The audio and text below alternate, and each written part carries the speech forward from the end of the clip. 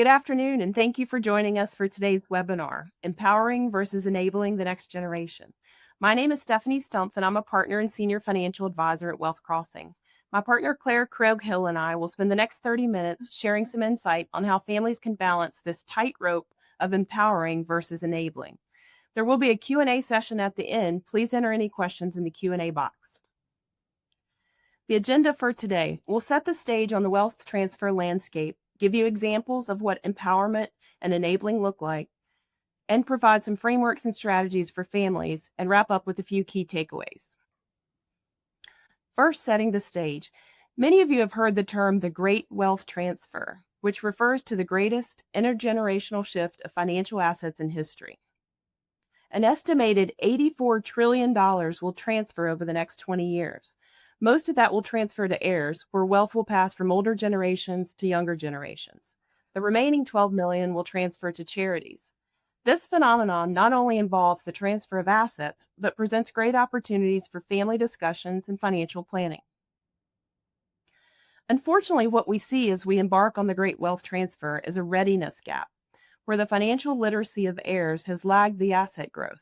It's not uncommon for many heirs to have limited experience managing liquidity events and trusts. Preparing these family members extends well beyond finance and requires deeper discussions about values and purpose. Which leads us to today's discussion, empowerment. Empowerment means stewardship, accountability, helping the next generation understand why, while enabling can mean dependency, a lack of structure, and avoiding tough conversations. What we've seen in research shows this distinction determines whether the wealth of a family lasts for one generation or for multiple generations. What does empowerment look like? Financial discussions evolve as your children grow, just like the other important aspects of raising a well-rounded person. You might start with a simple back-to-school budget when they're young and eventually share the family balance sheet well into adulthood. A key element throughout is to integrate your family values, priorities. These remain consistent at every stage and can guide conversations about wealth. Think of access to wealth as a tool, and like any tool, it requires understanding the basics and knowing your intended outcomes in order to use it wisely. Basic concepts, experience, and communication all work together to create an open environment for learning. If you've ever taught a young person to drive, this will sound familiar. Patience and encouragement are essential, but direct experience is what builds the confidence that fuels empowerment. The skills and understanding you cultivate today can pay dividends for future generations as family wealth grows, making financial literacy a shared family value. Providing experience can start small, early participation in saving for a specific purchase or a rainy day fund teaches patience and rewards consistency. This can evolve into a play account where the basics of investing are explored in a low-stakes environment. Charitable giving can also be hands-on, allowing heirs to research and select causes that resonate with them. Each of these opportunities fosters empowerment, providing practical, hands-on experiences that grow and deepen over time. Take some time to consider the space you want to create for these conversations and clarify your core shared objectives like perspective, responsibility, competence, and self-reliance. Annual family meetings can address a wide range of topics that support these goals. A deliberate, consistent approach to financial education, one that is transparent, inclusive, and encourages shared decision-making, will pay long-term dividends for the family. Your Wealth Crossing advisor can guide you along the way, providing resources on meeting structure, clear communication, and real-life examples to help make the most of these family discussions. What does enabling look like? Spare the rod and spoil the child is certainly an outdated saying, but it does illustrate the risks of enabling a child, especially when it comes to wealth.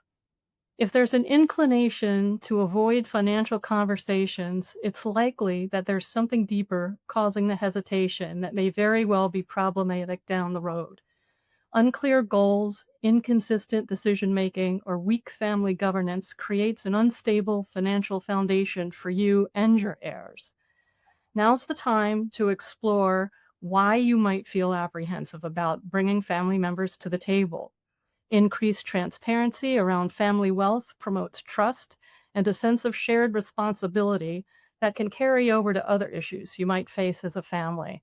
Ask your advisor for ideas. If you're having trouble getting started, there are lots of ways to begin a framework that you can use to get the ball rolling.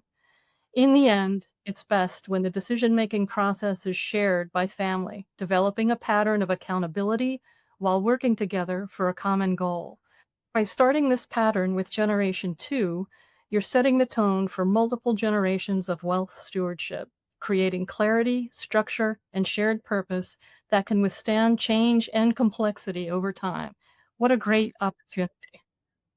Finding the balance between overgiving, excessive control, and being wishy washy in your financial interaction with your heirs can be difficult. Everyone on the team needs to understand the rules of the game. Expectations should be clearly defined, and implementation must be consistent. That pattern, applied, whether it's a family unit, a small business, or an athletic team, reliably fosters productive, cooperative groups. Take some time to find the balance that works best for you. Communicate it clearly and stick to it. This is usually a process, not an event. If something isn't working, the family can meet, review the plan, and refine it together. Balance, structure, and mutual respect, these are the building blocks of lasting success. When these elements are in place, communication improves, decisions are clearer, and the family stays on track toward shared goals. Let's look at some common pitfalls that can arise during wealth transfer. Unrestricted access to inheritance and unequal distributions often occur when estate documents aren't reviewed regularly to make sure they still reflect your intentions. Over time, circumstances change, families grow, laws evolve, and priorities shift.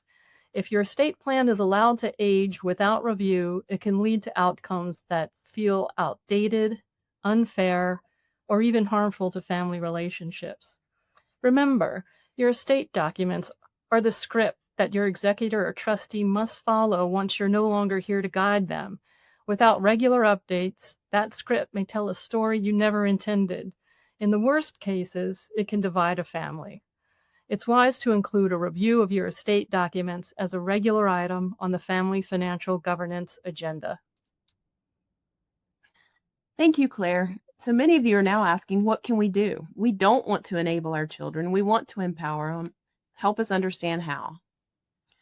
There's a concept of balancing support with accountability. We hear the word support a lot, whether from a parent describing how they support their children or in a trust document defining how the trust can be used. To avoid enabling, it's important to define support clearly and align the support with measurable expectations. One example is maybe you're happy to pay for your child's college education, but the expectation is the child will make A's and B's, or the child must maintain a summer job each year, or whatever resonates with your family. Maybe you want to help a child with a down payment on a house or to start a business. You could give those funds to the child, or maybe you preferred to loan the funds at a favorable interest rate and a repayment schedule, and you expect they will make those payments. Another way to balance support and accountability is to use phased access to capital tied to milestones. Many trust documents use age-based milestones. For example, at age X, you will receive half of the trust or inheritance, and at age Y, you'll receive the other half. That may or may not work best for your family. It's simple, it's easy to understand, but if you're worried that little Johnny may not be mature enough for wealth at age 25, you might prefer to provide access at capital at other milestones, such as purchasing a first home, or after the first child is born, or to start the business, or to further a family member's education. Again, you decide the milestones and determine what works best. And encourage contribution before distribution. This can look different for each family. There's no right or wrong answer. It's about thinking about your values and what works best. An advisor might tell you it's important for estate planning to gift part of the family business to the children. You may not want to do that if the children are not contributing to the business, if they're not engaged, if they don't have any interest in it. So while it might be a great estate planning idea, it doesn't align with your family values. Purpose driven giving. We believe purpose driven giving is one of the best tools to engage the next generation. We encourage families to introduce philanthropy early as a learning tool. For example, carve out a certain dollar amount or percent of a foundation or charitable fund and encourage the children to research charities in which they are interested and bring them to the table. It's a great way to allow heirs to start participating in the family wealth, namely through charitable decision making. And it really fosters a great connection between family values and community impact. We've seen many families use this tool, and it's rewarding to watch the family grow closer and support their communities in a collective way. Smart structures for growth. Design trusts that incentivize progress and responsibility. We hit on that earlier. Appoint trustees who act as mentors, not just managers. This can be a great gift to a child to have someone, not mom or dad, who they respect and can learn from as they embrace this wealth. And lastly, family dynamics evolve. Things change. Their marriages, divorces, health considerations. Again, it's important to review the structures and the documents regularly. Communication and collaboration. We can't stress enough how important communication is among family members. Many families spend a lot of time worrying about, planning for, and attending to their finances. They hire teams of experts like Wealth Crossing to manage their wealth.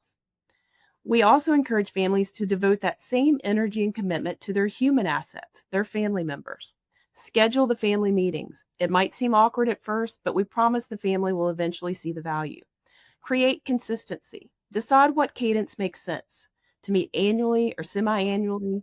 Find the date and the time and get it on the calendars. Develop an agenda so everyone feels it's time worth spending, and invite feedback on the agenda. Meet the next generation where they are and use these family meetings as another tool to guide and learn from each other. Second, incorporate advisors as facilitators. We can help pose questions that facilitate these discussions. Families might ask, how do we keep our feet on the ground in the midst of great abundance? What's the meaning of work in the context of our financial means? And what is the fundamental purpose of our monetary wealth?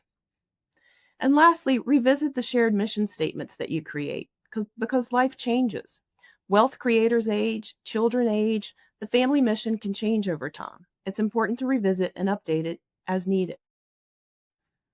On the advisor's role, we can help families clarify what legacy means beyond the dollars. What's important to you? What do you want your children and grandchildren to know about your family and to pass on to future generations? What do you want to accomplish? How do you want to influence others? How do you want to impact the community? Is civic duty important? There are a lot of good questions we can pose to help you think through legacy. We can also help create frameworks that empower both generations. The first generation has great experience in a lot of areas. They've been around the block a few times. But the children in the next generation can bring a lot to the table too, if you allow it.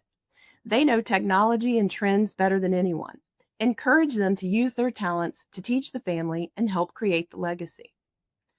We remain neutral while we facilitate these discussions, posing questions and things to consider to both generations, and we watch the magic happen when a family comes closer together, united on a mission statement and shared values. Let's recap some of the key takeaways.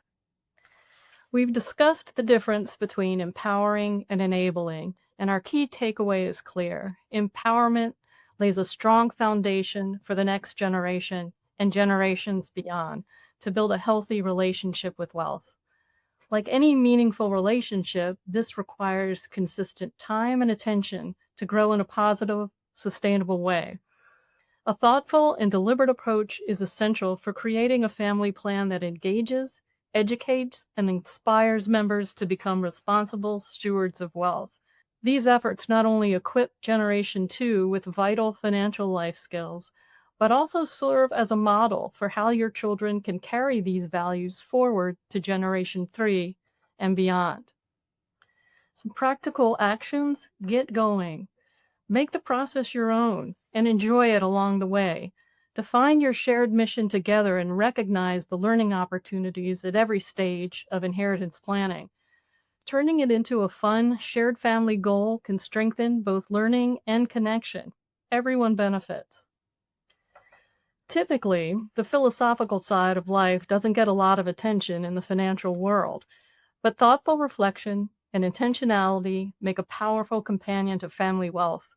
Here are a few thought provoking questions to help guide you in the right direction. Keep in mind, it's not just about money, it's about values, purpose, and the legacy your family will leave behind. With that, we'd like to open it up to questions that you might have.